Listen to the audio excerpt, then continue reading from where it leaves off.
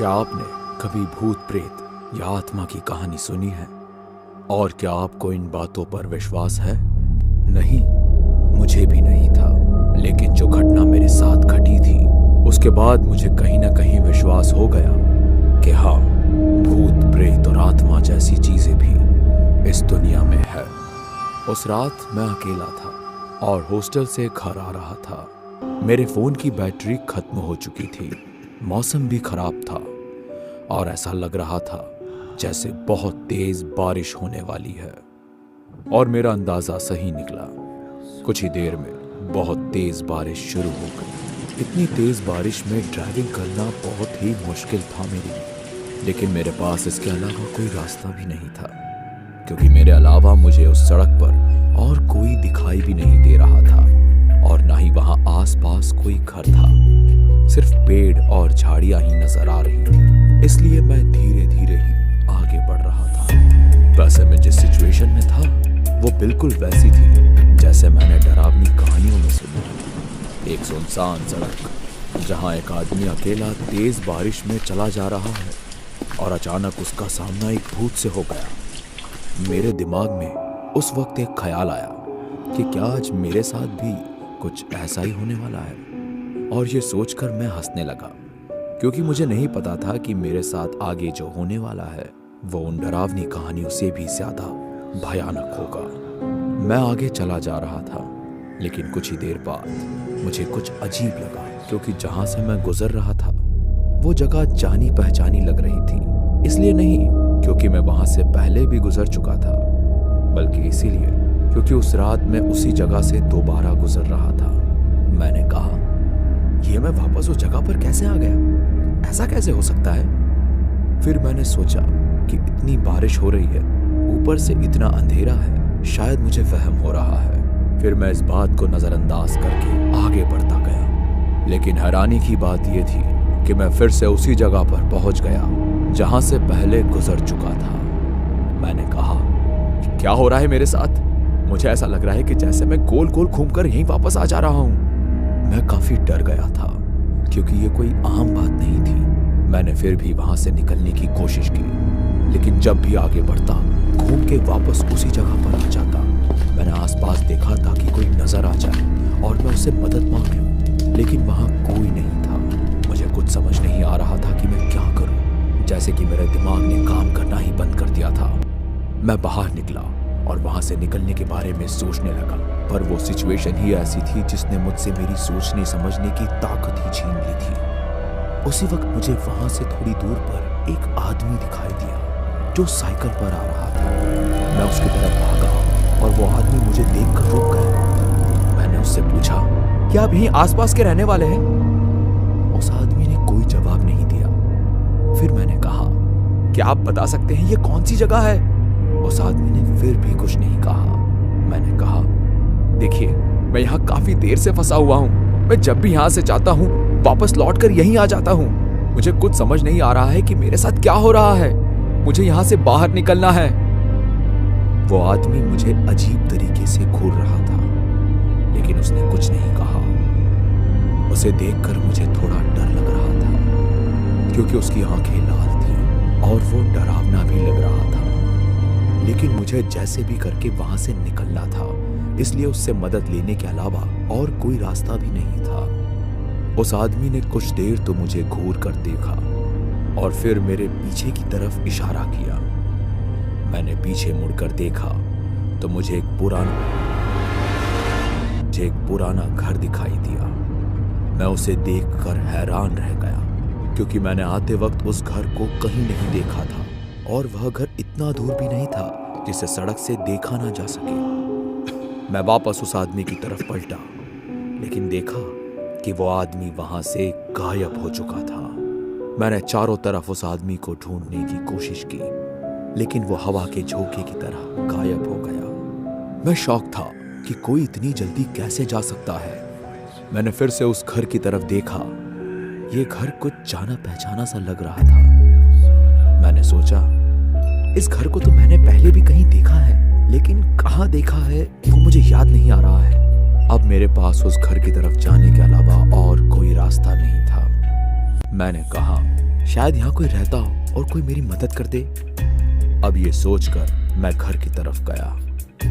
अब यहाँ मैंने देखा कि ये घर दिखने में बहुत पुराना है और इसे देखकर लगता भी नहीं है कि यहाँ कोई होगा भी। इसलिए मैंने एक बार सोचा कि मुझे उस घर में नहीं जाना चाहिए। लेकिन उस घर में कुछ ऐसा था जो मुझे अपनी तरफ खींचे जा रहा था। मैं उस घर में जाने के लिए बड़ा बेताब हो रहा था, जबकि मुझे भी पता था कि मैं एक बहुत ही अजीब सी जगह में फंस चुका हूँ। इसके बाद मैं उस घर के मेन डोर के पास गया और हैरानी की बात थी कि घर का दरवाजा खुला था। मैंने अंदर जाकर देखा तो वहां सिर्फ अंधेरा था और कुछ चीजें ही दिखाई दे रही थी।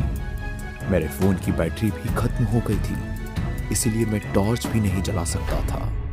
मैं घर को देखने लगा और तभी मुझे घर के एक हिस्से से रोशनी आती दिखाई दी। मैं धीरे धीरे उस रोशनी की तरफ गया, लेकिन जाते हुए एक टेबल से टकरा गया और नीचे गिर गया। वहीं मुझे जमीन पर पड़ी हुई एक टॉर्च मिली। मैंने उसे उठाया और उसे चालू किया। अच्छी बात यह थी कि वो टॉर्च काम कर रही थी। अब मैं फिर से उस रोशनी की तरफ जाने लगा। जैसे ही मैंने ऊपर जाने के लिए पहली सीढ़ी पर कदम रखा, ऊपर से आने वाली रोशनी गायब हो गई। मैं डरा हुआ था, इसलिए मैंने ऊपर जाने की हिम्मत नहीं की। टॉर्च की मदद से मैंने सारे घर को ध्यान से देखा और मुझे सच में ऐसा लग रहा था जैसे कि ये घर मैंने कहीं ना कहीं देखा है। तभी ऊपर वाले कमरे से फिर से रोशनी आने लगी। ये सब कुछ काफी चौंकाने वाला था। मैंने कहा, एक बार ऊपर चल के मुझे देख लेना चाहिए, पता तो चले ये सब हो क्या रहा है। मैं वापस से ऊपर की तरफ जाने लगा, लेकिन इस बार वो रोशनी बंद नहीं हुई। मैं घबराए ऊपर गया और उस कमरे का दरवाजा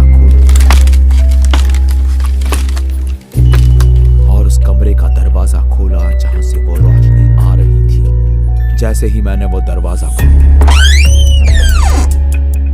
वो रोशनी फिर से बंद हो गई और मुझे पता नहीं चला कि वो रोशनी किस चीज से आ रही थी। मैं कमरे में गया और दरवाजे के बगल में मुझे लाइट का स्विच मिल गया।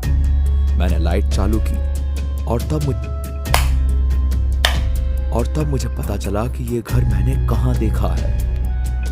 दरअसल 5 साल पहले इस खबर के बारे में न्यूज़पेपर में छपा था। खबर ये थी कि 5 साल पहले इस घर की मालकिन और उसकी 8 साल की बेटी का मर्डर किया गया था और ये मर्डर इसी घर के नौकर ने किया था, क्योंकि उसकी मालकिन ने उसे घर में चोरी करते हुए पकड़ लिया था। और इससे पहले कि वो पुलिस को इन्फॉर्म कर पाती, उस नौकर ने उसे और उसकी बेटी को गला घोंटकर मार डाला। ये सारी बातें इस घर के नौकर ने ही बताई थी, क्योंकि उस हादसे के 2 दिन बाद उस नौकर को पकड़ लिया गया था। लेकिन उस हादसे के बाद इस घर को सील कर दिया गया था। लेकिन मेरे मन में यह सवाल आ रहा था कि यह घर आज कैसे खुला है। उस वक्त मुझे एहसास हुआ जैसे कि मेरे अलावा भी कोई वहां पर है। मुझे मेरे पीछे से कोई आहट सुनाई दी। मैं पीछे पलटा,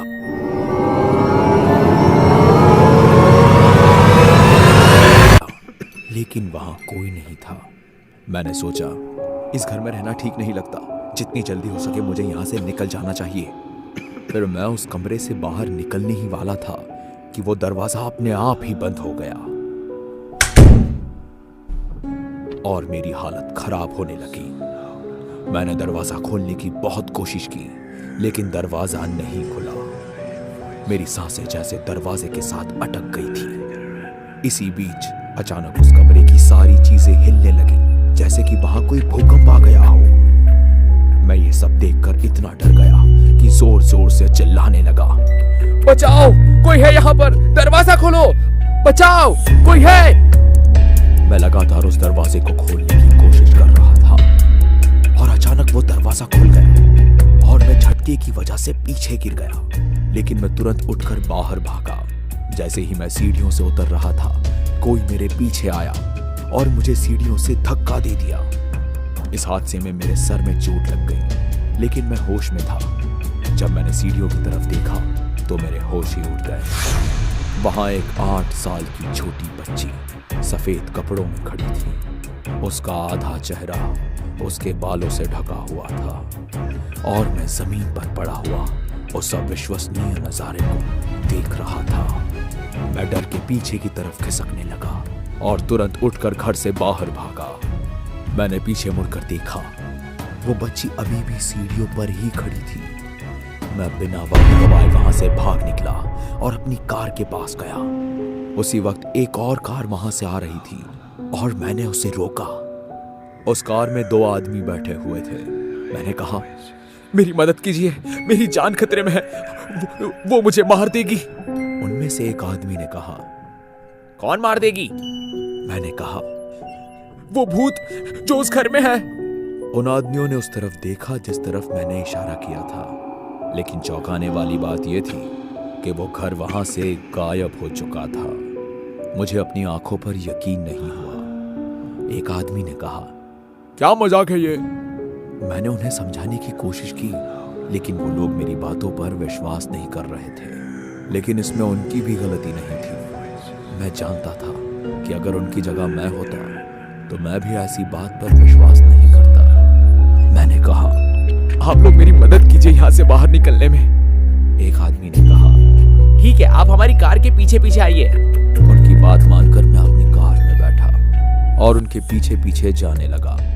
वहां से निकलते वक्त मैंने कार के मिरर से उस जगह को देखा जहां वो घर था और मेरे होश फिर से उड़ गए जब मैंने वापस से उस घर को उसी जगह देखा।